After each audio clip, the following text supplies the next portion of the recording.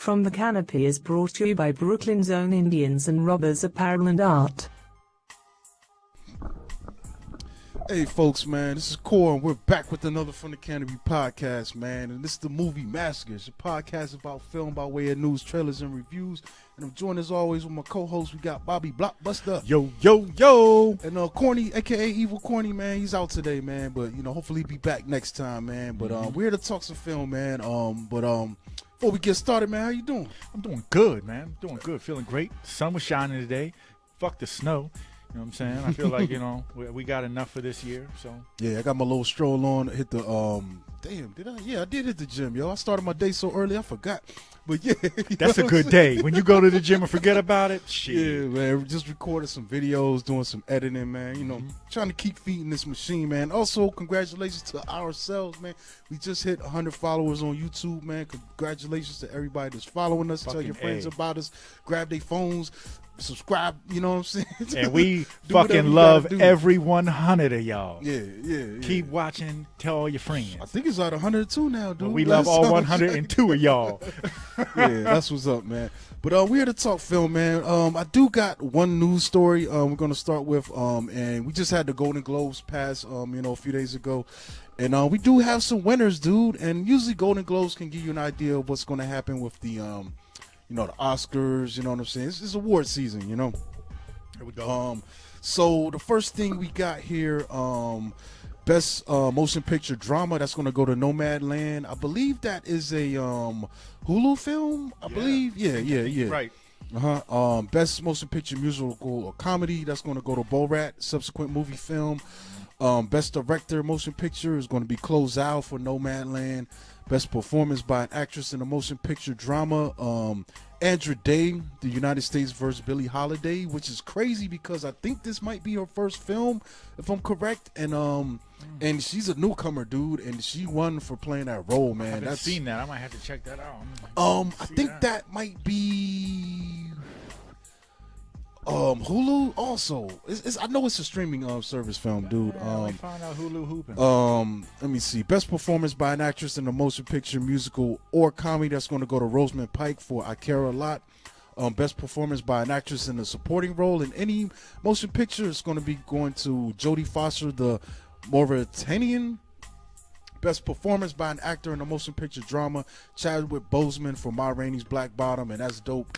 That was a crazy moment too during the ceremony because it's all done remotely, and his wife, widow, accepted the award for him, and she had an emotional, speech, and just, she broke down, and I'm pretty sure it was a lot of wet eyes, bro, watching this, man. Just that performance caused my eyeballs to sweat. Yeah, that was a dope movie, man. Man. Best performance by an actor in a motion picture, musical, or comedy. That's going to go to Sacha Baron Cohen for Borat, a subsequent movie film. Best performance by an actor in a supporting role in any motion picture, Daniel Kaluuya, Judas and the Black Messiah. I co-sign that, man. I fuck with the Judas. That shit is a dope ass film, man. Yeah, Opens your eyes, man. Best original score motion picture, Trent Reznor, Atticus Ross, and John Batiste for Soul. And that's crazy that Trent Reznor Isn't that 9 Inch Nails? Yes. Wow. But he's been scoring films for a while now, dude. That's dope, though. I think he did the American version of The Girl with the Dragon Tattoo, and it's just a bunch of films, man. Well, shit. Remember, he had the one in American Psycho that that wasn't a song. Well, they played it in the movie that I wanna new like an animal. Mm-hmm. Yeah. So, we're kid friendly around here. I bleeped out my curse word because I was self conscious about it. Yeah, so best original song, I guess it's IOC Scene, The Life Ahead. Haven't heard that. Best motion picture animated goes to Soul. Best motion picture foreign language goes to Minari. Okay. And This Day, I'm skipping ahead. Oh, That's man. It. That's all of them. So yeah, we do got a day in film history, man. On this day in film history, what is this? March 3rd, 2017. We had a little film called Logan make its premiere in the United States, man. And this is probably one of the I don't know if it was the first. Was this Deadpool was the one of the I'm not even gonna say that. I would say Blade was probably one of the earlier R-rated superhero films. Yeah. But yeah, it's definitely held that distinction, and it was interesting that Fox greenlit that for them to take the risk and have Logan go rated R, but also they made money with those other X-Men films, and as bad as they were. But yeah, this was directed by James Mangold, and it featured Hugh Jackman, Patrick Stewart, and Daphne Keane, I think, played Logan's daughter. Logan, yeah, the little chick, yeah. And it was a big success at the box office, and it was the third film in the Wolverine film series, man. You got any thoughts? Because I haven't seen it. Oh, man. Well, for starters, they did a great job, like, kind of bringing closure to that, that X-Men genre, you know what I'm saying? With, like you said, with what was his name? Patrick Stewart, yeah. And Hugh Jackman and everything, because they're both like OGs in this. Like Patrick Stewart, I mean, it's to the point where like Logan is like, Professor X's caretaker. Like they're hiding out in the warehouse. Like it really, it engulfs the story where like the mutants are really like on the run at this point. They're hiding out for their safety because they're coming to get them, and just the whole dynamic with this little girl having his powers, but then almost being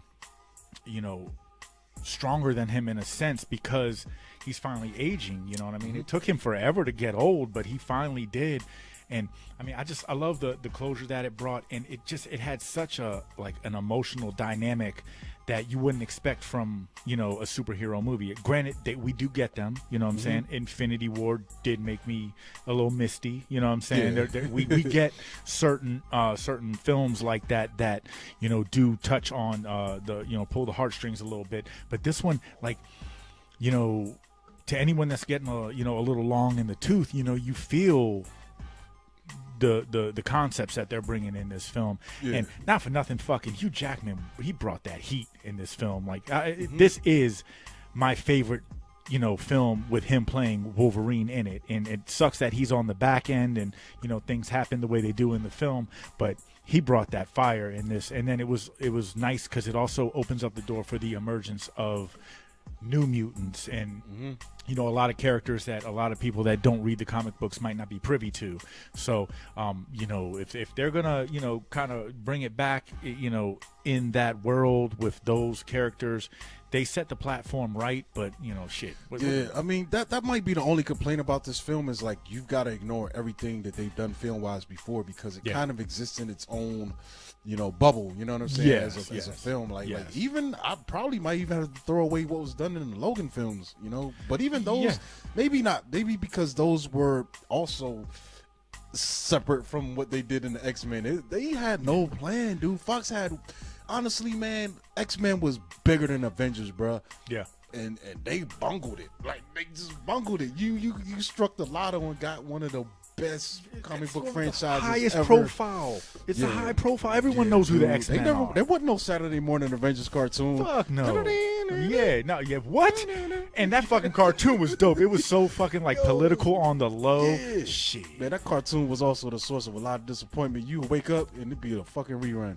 Yeah, I'm like, yo, what are y'all doing? It was wild when they finally put when the X-Men is now on Disney Plus, that animated show, and I realized how many episodes they actually made and how much of the comics that they put into that show because, like I said, they were like, you might, out of 3 weeks, you might get 2 episoons that you haven't seen before. You know what I'm saying? And the other 2 is reruns. So it's gonna bring you back to the Night of the Sentinels and shit. I never got to see. Yeah. You know what I'm saying? How many times we need to see Jubilee fucking become an X-Man? Yo, if they kill Morph one more time, right? Like, come on, man. Shit. But you know what though? The best thing about that fucking cartoon is how they did justice by Jean Grey Phoenix turning to Dark Phoenix. I love the way they brought that to light. Like if the fucking movie would have just took any notes from that damn animated series, they would have done right by her story. But man, in the cartoon, it's just whew. Yeah. I love that shit. That shit making me tangle just talking about it, dog. Like that, we can spend the rest of the show talking about the damn series if you want to. Nah, I'm good. I'm good, man. I think it's time for you to bring the trailer load up. Oh shit, good. Well, it's a light load today because I don't know if we can blame it on the Rona or the season. It's not technically even the shit. If it wasn't Rona time, it's technically would it be movie season right now? Yeah. Going into the spring, I think once the weather starts to change, that's we're looking when at March. I mean, usually February is like a dump month, and then March it starts picking up, into April. Okay. And, so yeah. So going into next week, I think they're going to give us a little more action. I did see we got some action, dude. We got some action. I've been slacking. I just haven't, taken it. But I'm also watching TV now. Like Snowfall is back. I'm watching this Hip Hop Uncovered. There's a lot of, which is dope, by the way. My time, but yeah. Yeah, and I'm seeing trailers for a lot of new upcoming like TV series, things coming on Netflix and Hulu originals. Walking Dead just came back. Fucking, it's a lot, when it comes to like standout movies, I think we've already hit a lot of the high profile ones, like Kong versus Godzilla. Oh, I'm waiting, dude. Taking the cake. Yeah, Tom and Jerry just dropped. We got I think this week we've got something big too, man. I can't remember exactly, but yeah. It's a lot. Yo, it's picking up, dude. It's picking up, and that's why. Yeah, so and 9 times out of 10, anything that we didn't bring the trailers up, we'll just end up bringing our reviews for the movie. So, first trailer I got is it stood out to me. It's a film called Doors. Just Doors, not The Doors. If you fucking try to Google it, it's gonna bring up the Jim Morrison, Val Kilmer shit. I had to go through hell and back just trying to get the fucking synopsis. But Doors, it drops on March 19th, 2021. And first thing that stood out to me is this fucker's directed by 3 different directors. So kudos to them for being able to be a trifecta. Because that could be good or bad. That's what I'm saying. Did one start and then 2 others picked up? I don't know. I didn't look that far into it. I just said, damn, 3 directors. So yeah, Simon Keish, Dugan O'Neill or Dugan O'Neill, and because it's not an O, it's a U. Dugan, and then Jeff Deesum. So those are all the 3 directors. But nevertheless, what I gathered from this fucking trailer is like these doors just start popping up all over the place in the world, and there's a pocket group of these scientists that start trying to, walk through them, and they want to find out the truth behind this worldwide appearance of these crazy doors, but then they find out there's a little bit of an extraterrestrial flow going on. This looks really cool. It's low budget sci-fi, but they look like they squeezing out enough, and it just has an interesting look to it, man. Really shot well too. And that's another thing I like about it is it looks like it's not just giving you the perspective of the scientists. There is a bracket of the film in the trailer, it seems, where the teenagers are in there, so that gives you a little bit of a Stranger Things vibe, a little bit, because if we just watch the scientists go through the doors, it's just going to give us one dynamic, but who knows what's going to happen if the fucking kids start going through there.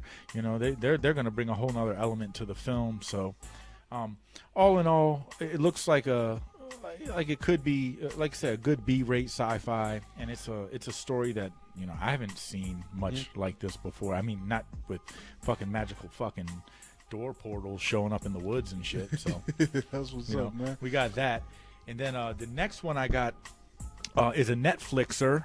So that's shit. They either hit home runs or strike out. So this one is called Army of the Dead. And it drops on March 21st. It's directed by Zack Snyder, which I think this might be his second film, maybe third. Second zombie film. Second zombie, right? Yeah, Zack Snyder is Snyder Cut, Justice League, Batman vs Superman. Yeah. Oh, you know what? I'm thinking of his son. Little Snyder did a movie, I want to say, that we brought up a couple months back. I don't know. Are you confusing it with Cronenberg? Maybe? That's what I'm doing. Okay. So scratch all that shit from the record. Snyder about to get on the all Snyder Cut. He about to drop his, Snyder with the 4-hour fucking Justice League. Okay, that's why his name was sticking out to me. Okay, cool. I'm never going to forget this guy's name. Yeah, it's not fucking. It's not Baby Cronenberg. Yeah, so this is Zack Snyder, the one who's going to give us the fucking 4-hour Snyder cut of that shit. So pretty much this is fucking this film is following a zombie outbreak in Las Vegas, which also is home of the awesomest football team in the world, those that don't know. And it's a group of mercenaries, and they it says they take the ultimate gamble, venturing into a quarantine zone full of zombies to pull off the greatest heist ever. Yeah. And so pretty much they're robbing Vegas. Yeah. In the midst of a zombie apocalypse, and there's even a like zombie Elvis. I like the Elvis impersonator Right? zombie. So, So that was interesting. Are these fast zombies or are they? well, Elvis was moving pretty slow. zombie? Yeah, that's what I noticed. Yeah. And that crowd looks a little bit subdued. Yeah. For what we can see. So I don't think this is 28 days later infected zombies. I think this is like zombie, like Dawn of the Dead. Drag their feet, scuff their souls, zombies. But cool thing about this, the reason why I clicked on the trailers because it's got my man Dave Bautista in there. And I like Bautista as an actor. He's awesome. Yeah, like I said, he's like I don't want no disrespect to him, but he's like the poor man's Rock. I think he's better than The Rock as an actor. More dynamic. The Rock can be charismatic, but more dynamic. Rock can play big, but I feel like Bautista has a deeper range of emotions he could pull off on the screen, dude. For real. He can tug the heartstrings. I've seen him in some shit where he's actually getting a little. It's kind of interesting that they say director of Man of Steel and not director of Justice League, even though that's about to come out. I mean, or Batman versus Superman. I mean, maybe the person who did this trailer might not be a fan of that Snyder cut either. We don't know. Or Sucker Punch. Yeah. We don't want to bring up Sucker Punch, right? Yeah. That's an acquired taste, just like a Guinness Stout, which I happen to like. So, but yeah, man. So this is going to be on Netflix. So, here's the thing, man. Like, I first got introduced to Snyder in Dawn of the Dead remake, which I thought was a thoroughly great film. And, very great. And the thing too about him, even looking at this trailer, Snyder is very good visually. He can make a really great looking film. I just hope there's enough story in here, to make it worthwhile. Yeah, I mean, and he's got a dope cast. We see my man Ghost from Power. Yeah. I don't know that dude's name in real life. You also get Huma. Shit, I'm sorry, darling. Huma Kuroshi, Ella Purnell. This is the name of a few. I mean, it's a nice cast. But the thing of it is, I think that it's cool. At least I've never seen a zombie film where they're trying to cover two bases, like zombies and executing a heist at the same time. Like maybe those have been done before. I don't. Well, it's the typical. That's what they do now. Like it's a heist movie, but you put a disaster around it. But this just happened to be zombies. It's just like disaster. What was that? Hard Rain or Hurricane Heist? Yeah. Okay. Or that's what they're doing, and they're adding those things to it. Yeah, you got any more? No, that's it for trailers. Right. I did see one today that right before I was trying to do this, and this is going to be a Netflixer.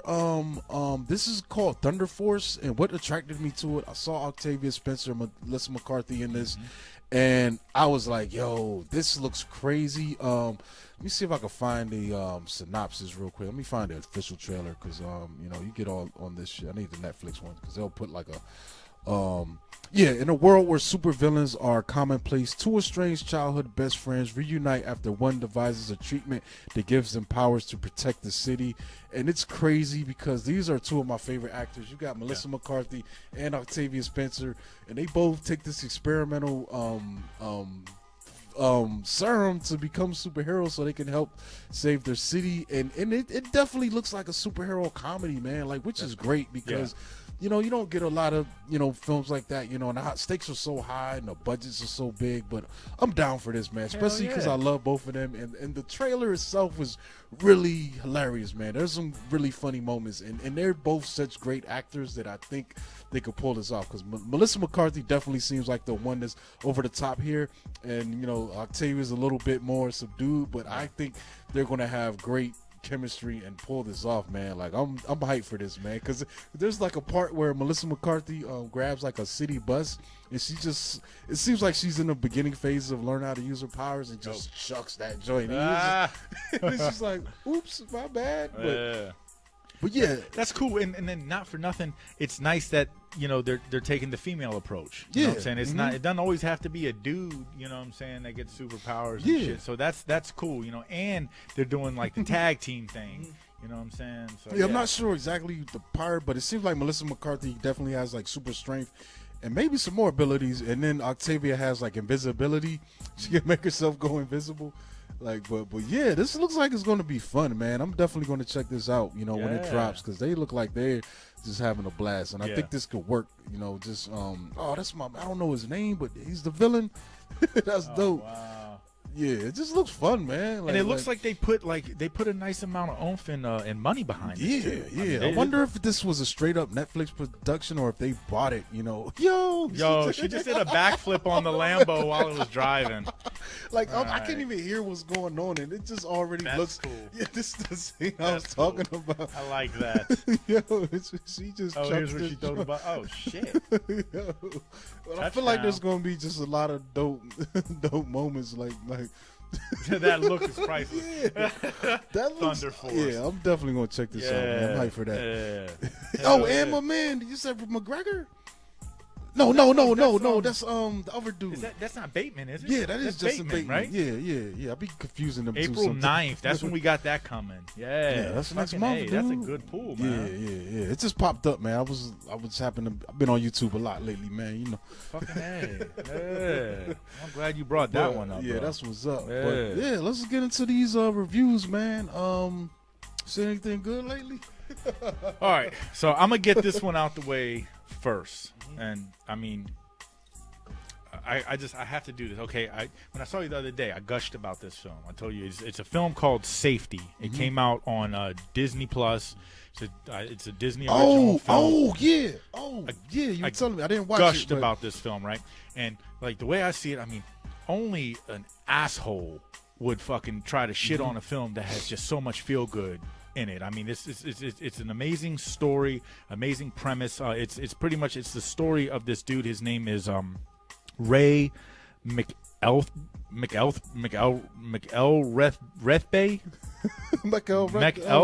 That looks wild. Yeah, that's a wild. That's a McElrathbey. Yeah, I think you said it the best way. That's what it was. Right? So McElrathbey, not McDouble. so pretty much, he's a freshman football player for Clemson, and he's on a year-to-year scholarship. Struggling, comes from a quote unquote broken home. Mom is addicted to drugs, and there's a lot going on with his home dynamic. He was able to push himself through it, get a scholarship, be a college athlete, and he has a younger brother who they're trying to pretty much make a award of the state because the mom is now in rehab. So somebody's gotta takes it upon himself to sneak him on campus and pretty much, raise him in the college dorm while still trying to be a standout athlete, keep his spot on the team, keep his grades up, and doing it all solo as a young man that really just doesn't have a leg to stand on outside of, football in the God-given talent that he was, rocking with. This movie is great. I love this film. It kind of carried the same weight to me as like a film like The Blind Side or Remember the Titans. You get the good, football action, but it just had such a family element, and just like love aspect. I mean, this dude, risked everything for his younger brother who really didn't have a shot in hell in making it. You know what I mean? Yeah. And I mean, he risked it all. And for it's noted. You can look this shit up. This was one of the only circumstances where the NCAA panel actually granted the community and those around to be able to provide slight assistance to this young man to help him raise his child, because they were coming for him just for like people giving the younger brother a ride to work or ride to work, ride to fucking school, because he's in middle school. Plus, he's got the little brother hanging out on campus, staying, there's just a lot of things. So the acting was spot on. This guy Jay Reeves, he plays Ray I've never seen him in anything. That's B. an interesting thing because I'm looking at this trailer and yeah, and then also another cool thing is Jamie Foxx's daughter, Corinne Fox. She's in it. I haven't seen her in anything else, but so she does a really good job in this as well. So the apple doesn't fall too far from the tree in that aspect. Mm-hmm. So, like I said, I love this film. Me and my daughter watched it together. It definitely it tugged on me a little bit. I was like, man, baby, pass me a tissue. I need one. This is rough, you know. So it was cool. But what I will say is this: I enjoyed this film and this story so much, and that's where the disappointment comes in, where real life that it comes in, and this is what separates films that are, you know, based on true events and the real life story. Because pretty much I read this article and it said all you have to do is Google my man's name, Ray McElrathbey, and scholarship, and you find out how dirty Clemson did him. And I don't have, I'm not a, you know, So he didn't go on to the league or my anything? Man never played in the league. What ended up happening is this story follows him when he plays a safety, hence the name, in his first year. His second year, they convince him to move to running back. He tears his ACL. Yeah. He has 2 years left of eligibility, and they snipped his contract. Because that's the bullshit, man. Or, I'm sorry, they snipped his fucking scholarship. That's what, when like, I feel like if you play for college, especially one of these bigger schools, man, or you should get paid or be allowed to make your own money, you know, with endorsements or whatever, however you can get it. But the thing is, and like I said, people say, well, they're getting a free education. It's like, it's not free. What if they get hurt? That's just gone. What if you get hurt? You got a 4-year scholarship and you get hurt your freshman year. You're done. And if you're in a position like this young man where you're on a year-to-year scholarship, if you're not on the field, then they're gonna ice you. They're gonna they're gonna clip your wings. And just to piggyback on what you said, I feel the same way. It makes no sense to me that, you know, there is a coach that is making multi-million dollars a year.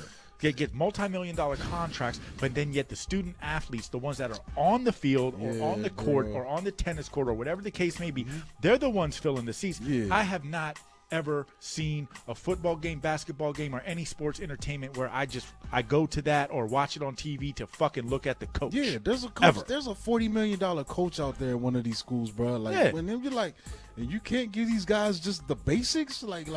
But then yet the way that it also works is during the season you can't get a job. You can't accept any monies, so you're working for free. It's a level above community service. I think the NCAA has relented recently on at least allowing them to go seek endorsement deals or be able to make money off of their likeness. Yeah, from the video games. Yeah, and that because of that video game lawsuit. You wondering why you haven't seen an NCAA game in years, and it's because they got a class action lawsuit in which they lost. And maybe in the future we'll start seeing those games start coming back, but yeah, that's why. And it's like, I'm like, come on, bro. Like, not for nothing. If this is a top prospect, if this is someone that you know is going to make it to the league, be it MLB, NFL, NBA, whatever, they should be able to get paid for their signatures. And I'm not. As long as they're not, you got my name on the back of the jersey, my number. What I'm saying? And I can't sell a signature. I can't get if somebody takes a fucking picture get a of little me, piece of that. Come on. Man, so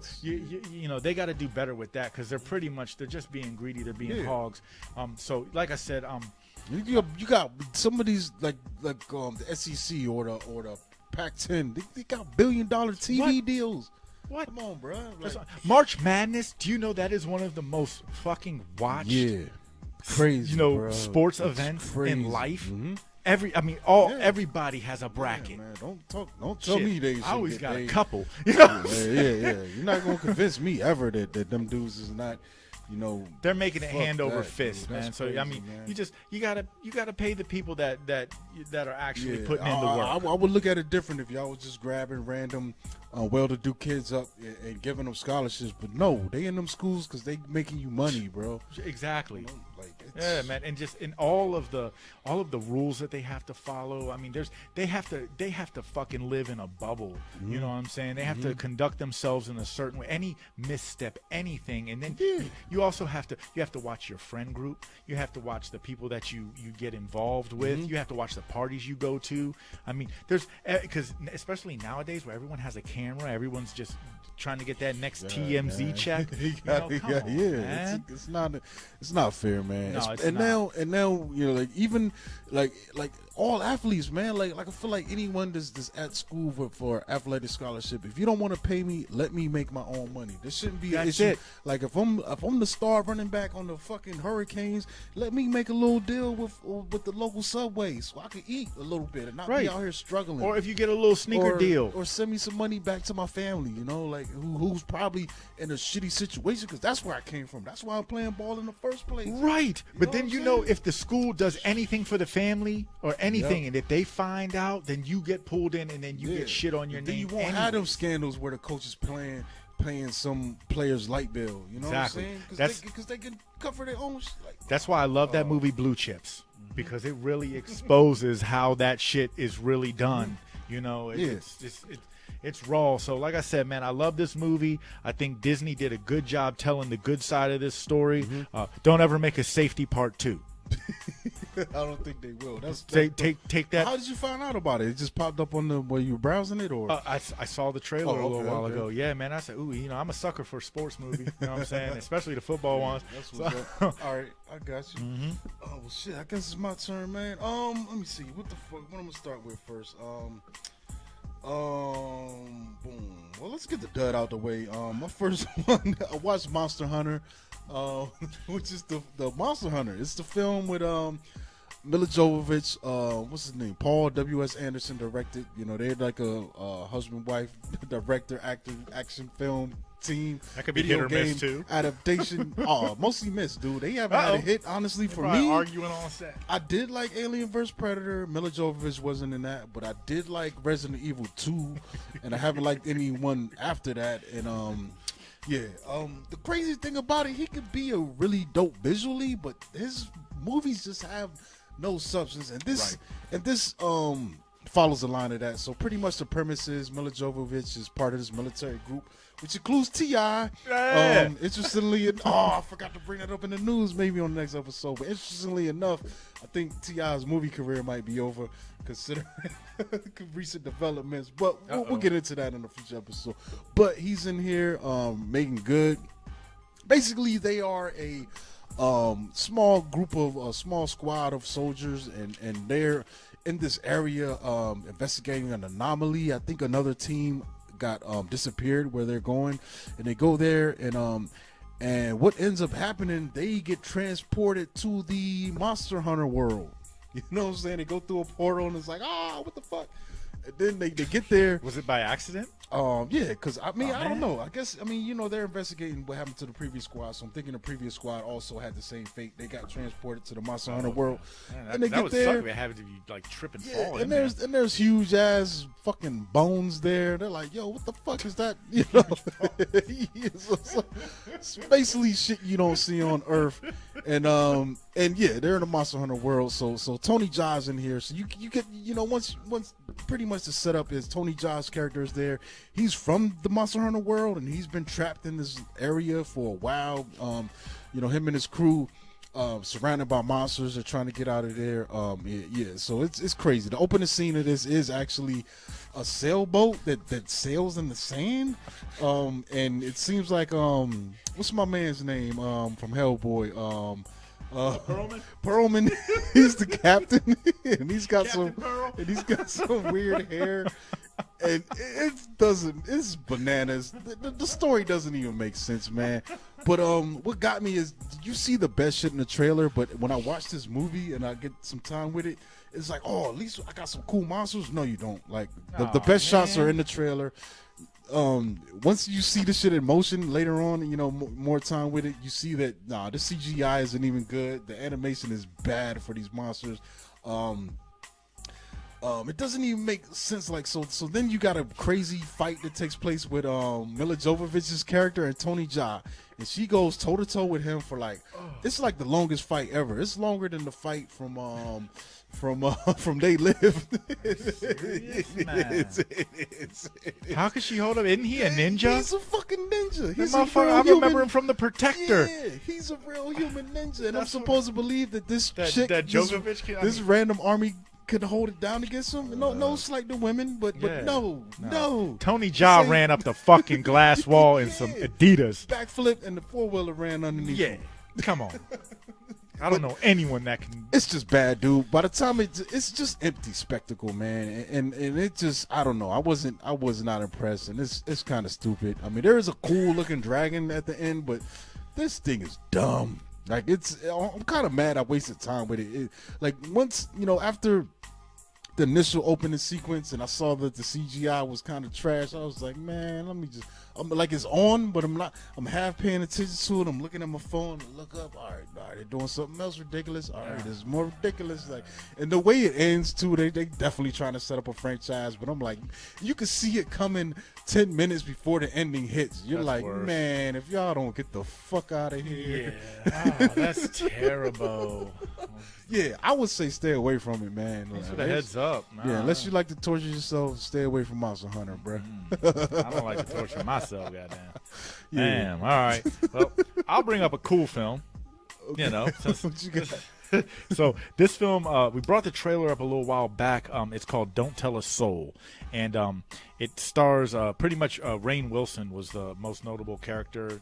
My man, Dwight Schrute from The Office. Oh yeah, the well. Yeah, the well. Okay. Yeah. So pretty much, he's a security officer who falls down a hidden well while chasing after these two teenage brothers that pretty much they stole more than $12,000. They pull a little move, and they got a nice stack for some teenagers. 12,000. That's shit. That's might as well be $1 million when you're 17. Yeah. And so they're running to get away from him. He falls down this $20. I feel rich if I was. That's what I'm saying. So change my whole 12 day. Racks in this shit. You know how many fucking J's you can buy with that shit? When you fucking 17, man, you be set for life, dog. You get Johnny from the Wingstop to buy me beer from M&G. Yeah, man. Shit. I'm like, man, shit. Man, my bike gonna be sitting on dubs, but fucking. So, anyways, they running from him. He falls in the well, and he's desperate to get out. So he starts trying to convince the younger of the two to like help him, because the little one, the younger one, he has a conscience. So like he realizes dude falls down the well. The older brother's like, man, fuck him. Hey, if he fell, that means he can't chase us. He can't dime us out. Let his ass sit in there and go about his business. The little one, not so much. So he kind of starts figuring out that the little one has a conscience, and he starts trying to play on that and convince him to get him out the well. That's all I'm going to say about it synopsis wise, because it's I'm not going to spoil. I highly recommend this film. Okay. I like this a lot. I liked it so much that I already watched it twice, and I pre-ordered the DVD. So that says a lot. Because I don't drop Dove sacks on no fucking DVDs no more. Those days are done. But for this one, I did. And for starters, it's the pace of the film. Like it pulls no punches. You're less than 2 minutes in, and the film already started. You're already going downhill, and you're just enjoying the ride. Okay. And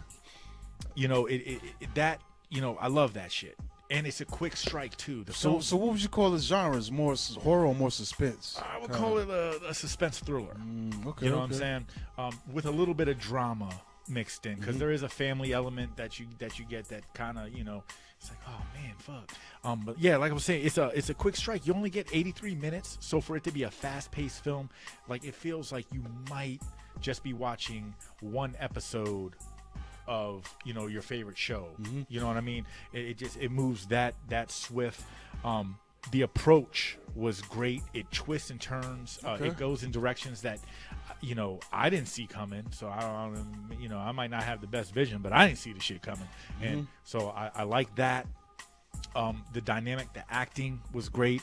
The story, was good. It fell right in pace to everything that this film has to offer.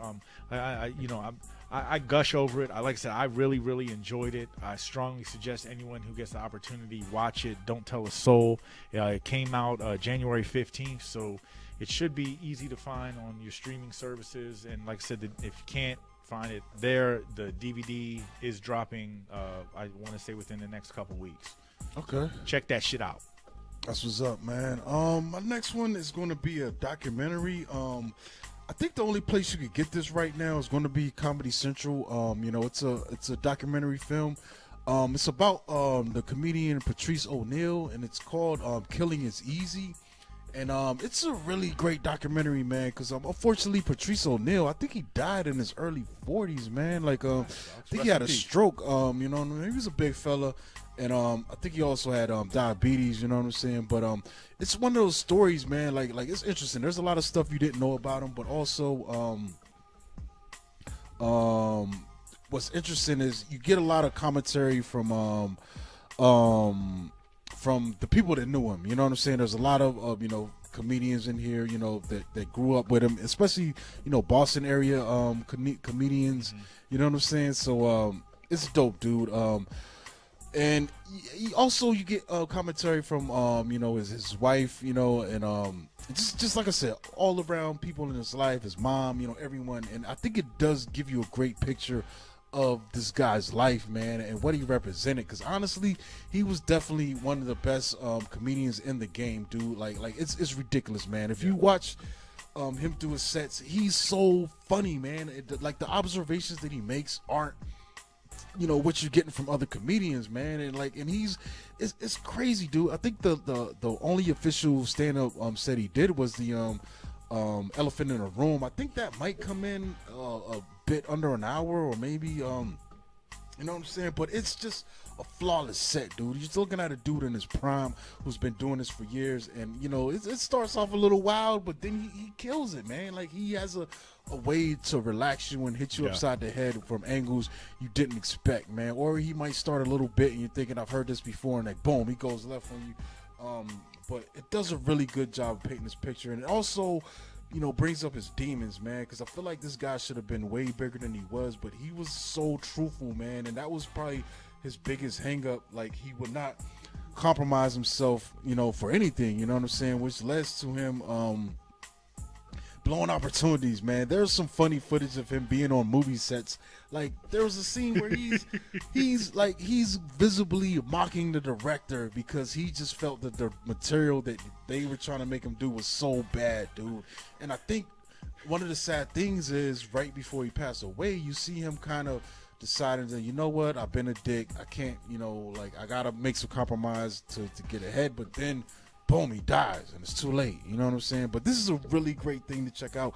It's right there on Comedy Central. I found it I got YouTube TV, so I just typed in, Patrice O'Neal, and it came up, and I just added it to my DVR, recorded the next time it came on. Also, I think you can watch it on there via the on-demand service, man. But it's a dope. I mean, you got comedians popping up. Chris Rock. I mean, not Chris Rock. I think what's my man, little man. Kevin Hart, little man. Oh man, and just a lot of comedians that he grew up and like this guy was well respected, man. Honestly, he was one of the best, and I think his like I said, man, if he didn't have those demons, he probably could have been one of the greatest of all time, man. Easily, dude. Like he was just that fucking good, man. Flawless, dude. Like, but it's really dope, man. It's a real dope documentary, man. A really good just portrait of a person's life and their essence, man. You know what I'm saying? Definitely want to check that because I definitely saw the Elephant in the Room stand up. Yeah, I saw that was from some years back. Yeah, man. That was a great fucking stand up too. Yeah, man. Yeah, it was great, man. Good shit. So what you got, man? Oh well, I got this little film called Fatale. Oh, I like that. Like we're gonna see you probably don't like. All right, let's go. No. Let's go. It's not that I dislike it. You know what I'm saying? I don't pull no punches. Who am I not to talk about some disgruntled relationship shit? You know what I'm saying? Let's talk about some disgruntled relationships. Yeah. So we've all had them. Most of us anyway. So that's cute. Well, not really, but it, we move forward from it. But so nevertheless, this film Fatale, it's based on this guy who, after a wild one-night stand, and he's a successful sports agent, and he pretty much goes out to Vegas, and things are a little bit choppy between him and his wife, and so he goes out to Vegas for a bachelor party, and he comes across somebody. Just coincidentally, he's not wearing his wedding ring, and things happen. And instead of his name being Derek, it's like Darren. Little things. So he plays the game, and then the game comes back for him because he finds out that the young woman that he had his situation with, his one night stand with, is actually like She's the lead on the case. The lead detective in of the police department in which he resides, like in his town, in his hometown. So what ends up happening, moving forward, he goes back home. Things start to work out with his wife a little bit. Someone breaks into his house, and he calls the cops, understandably so, because they tried to shoot him. So he's like, yeah, I'm gonna call the cops, and then coincidentally enough, in walks his one night stand to save the day. And she's like, oh, hello, Darren, or is it Derek, and is this your wife? Let me go check out the bedroom. Let me see where y'all sleep. I mean, it was a trippy film. It's just not. I don't think it's great, but if you like, it's one of these trashy. Like I feel like this would have played really great in a crowded theater. Yes. With a bunch of people and being like, ooh, yes. What I'm saying? Because, like you said, it's not a great film, but this style of film, it's one of the better ones that I've seen in the past few years. Yeah. I mean, because we get a Fatal Attraction-esque film every couple years. You know what I'm saying? But the funny thing is our lead is Michael Ealy. Yeah. And so now, Michael Ealy, I'd like to commend you for hitting a grand slam, because you have now played every role in this style of film. You have been the victim. You have been the unsuspecting partner in the relationship. You have also been the antagonist? Yeah, you've been the bad guy. You have been all three, my friend. So it might be a fourth he was.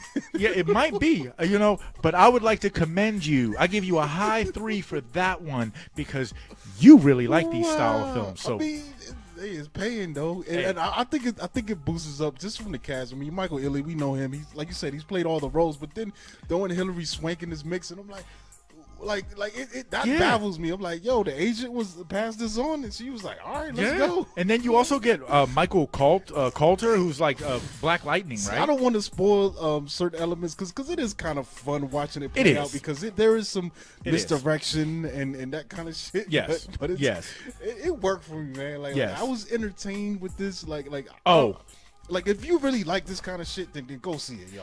But I can't really say that it's good, but I was entertained. But it's good enough. Yeah, it's good enough. You know what I'm saying? Hey, you can watch it with your significant other or by yourself and still find entertainment. I will say this, though. It also has my man Tyrone Turner, who most of us know as Kane from Menace. And the coolest thing about this, there was a scene when my man starts to get on his Kane shit, and he gets in a teal Mustang 5.0 with white leathers. The only thing that was missing, he didn't bump Computer Love. But he was in the same damn car that he drove in Menace. I said, man, he'll never not be Kane to me. That was the coolest shit. That was crazy. It was the coolest shit to me. Yeah, there's. I mean, it was good enough. Like I said, man, there's people that enjoy this, man. Shout out to Monter from Concentrated Podcast. And I got a feeling too that she likes this kind of shit too, man. Just like it's trashy, but it's also fun. Like it's just like, hey, fuck it, let it go. Let's see how crazy this could go, man. Because this reminds me of some of those Tyler Perry films that I'll be rocking with, like what was the Fatal Affair? Like that Affair. was right up the alley with this Fucking crazy shit. It's just like, Traffic. yo, You fucking yo, the one it's with wild. the one with Gabrielle Union when Yeah. when she actually she had to break into her own house. Yeah. The one with Ildris Idris Elba, and fucking them kind and of things, my girl man. from Empire. I mean, Yo, dude, we my get mama these films friend. all the time. What was the joint with Omar Epps and Neil Long. Wasn't that Traffic? No, that was that? No, was that Fatal Affair? That might have been Fatal Affair. That's Fatal Affair. All right, yeah, That's the one where he gets that joint- I'm saying love we it, man. get This these is- films all the time, yeah. but like you said, this one it follows the same Like- storyline, but it separates itself just enough. Like I love To these make kind it of films entertaining. because these are films where you can talk out loud and you're Yes. not going to miss nothing. No. You can make quips about what's going on. You can make fun of, yo, look at my man's haircut. Or Yeah. they got Luke Cage in this joint. You be like, yo, look at this man. like it's That's what I'm saying. It's one of them, man. I have fun with these type of films, dude. I'm like, telling it's you, just- I love it. I rewound that part where my man jumps into the fucking Mustang. I was like, Young, please put on Computer Love. Please put on Computer Love, please. And he didn't do it. And every time I rewinded, I was like, man, do it right this time. Come on, Kane. You know how to do it. You're a menace, baby.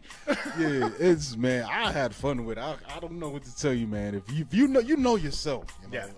I can't like, it's not like in the big scheme of games, this big scheme of things is not good, but that doesn't mean I can't have fun with a film like this. It's a popcorn movie.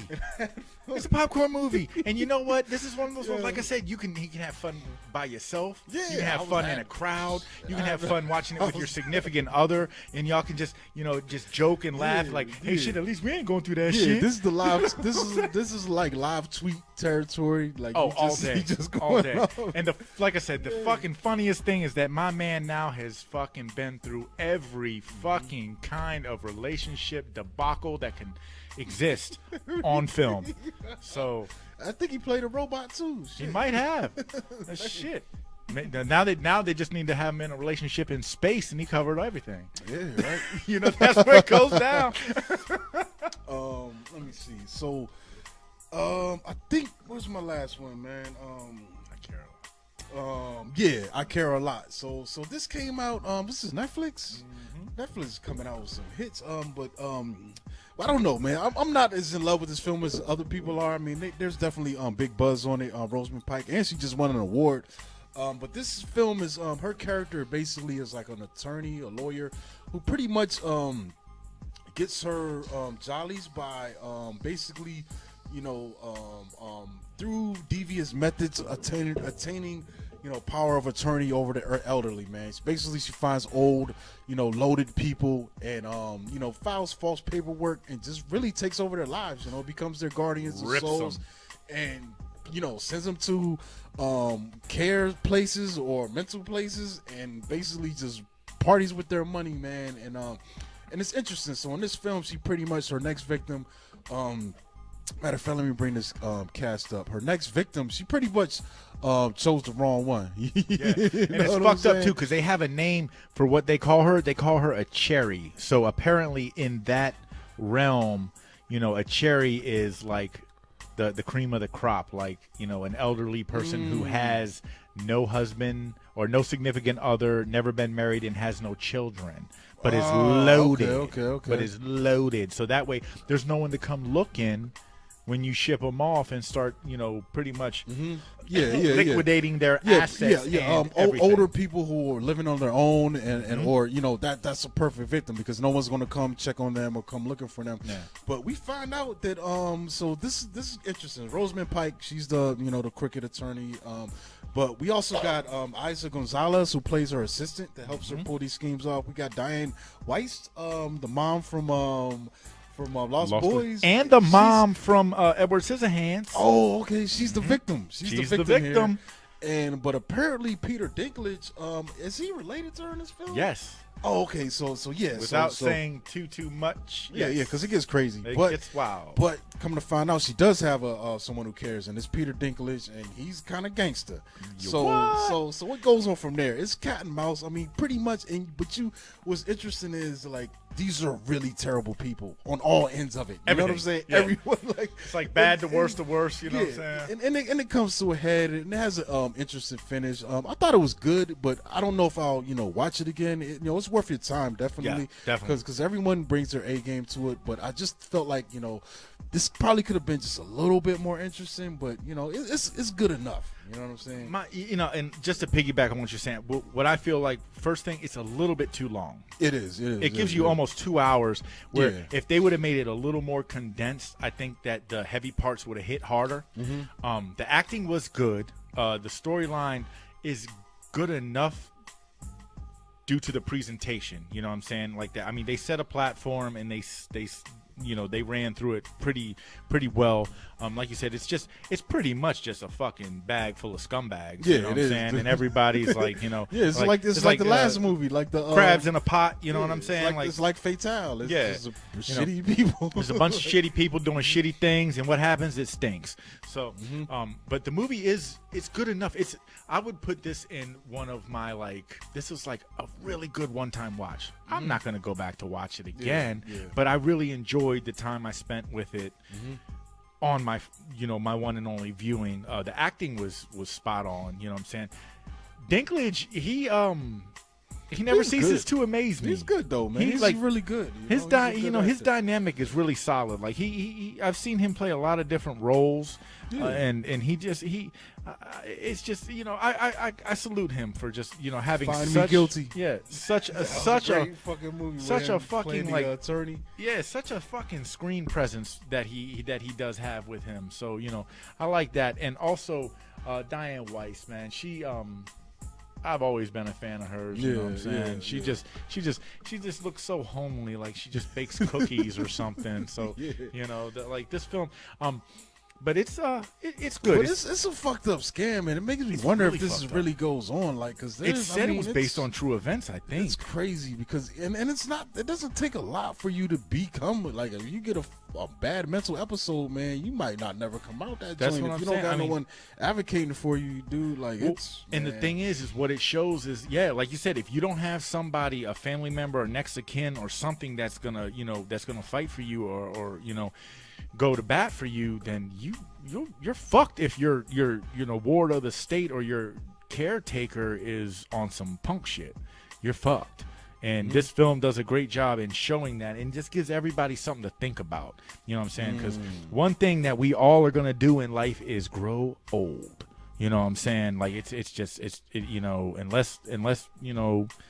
the powers that be take you before, you you touch that point, we're going to grow old. So it's a reminder to just make sure you cover your bases, man, and have somebody when they say, man, who's your emergency contact? Put some fucking body down. You know what I'm saying? Even if it's your next door neighbor or somebody, your coworker or something. Caught out there, bro. Man, put somebody down. Don't put an A, cause no. Everybody needs somebody. I think they make songs about that shit. Hell yeah. Yeah, that's what's up, dude. Shit, you got any more? Oh, just real quick. This is actually a oldie but goodie. Remember that? That was a classic. Yes. I see the title. So yeah. Okay, good. See, I thought I was just gonna drop a line in the well. I watched this film for the first time. For real? Yes. First time? Yes. What? Yes. Shout to the Dollar Tree. Got it for $1. Fucking, it has a nice place on my shelf. Dude. Good film. Called Troll Hunter. It came out in 2011. And pretty much it's a POV film, a found footage film. And in the same likeness of like a Blair Witch or anything along those lines, but it's a group of students that are investigating a series of like bear killings, and they stumble across this guy who they think is the prime suspect, but then they find out that he actually is like a hunter for like the feds or for the state of trolls, and they convince him to let them come along on his journeys to hunt these trolls. And man, what a fucking entertaining That's a good film. treat, dude. Especially for the first time. It's been hard for me to go back to it, but to see it just because I don't want to do the subtitles again, but it's worth it. Yes. And for you to be watching this for the first time now, I know you were blown, and that's a treat. It dude. was edge of my seat, dude. I was all the way engaged.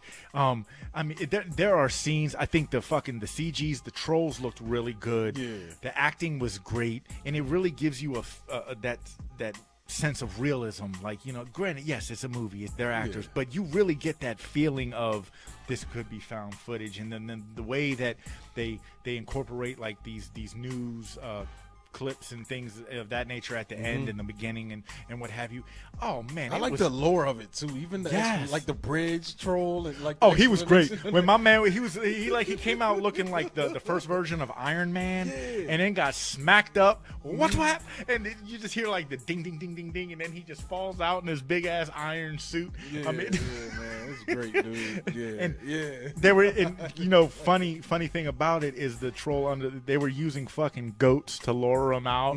So it's like Billy Goat's gruff and it's shit. Almost like in Jurassic Park when they put that little goat out for the T-Rex. So it's like goats to get a troll to come out, and then I mean they also have like these other like dynamics where like the different types of trolls. There's different trolls. Yeah, one of them has like 3 heads. Yeah. Some of them like it was almost like Lost Boys. Like one vampire explodes, one implodes, one screams, blah blah blah. Like every troll died differently. Yeah, you know what I'm saying? Yeah. But they were killed the same way. So that, I mean, dude, it was just really, really fucking cool, man. So anyone who hasn't seen it, like I said, I drug my feet, didn't know nothing about it. Shout out to the Dollar Tree and everyone who works there. You know, I fucking love y'all anyways, because I'm there all the time. Fucking, what's wrong with saving money? So, yeah, man, fucking Troll Hunter, got that shit. That's the best buck I've spent in a while. Yeah. I think that's like a staple of these streaming services. I usually see it when I'm browsing the menus on at least one of these things, man. So, but it's out there. It's been out for a while, but it's a really great film. Fuck yeah. But yeah, I think that's it for me, dude. You got anything else?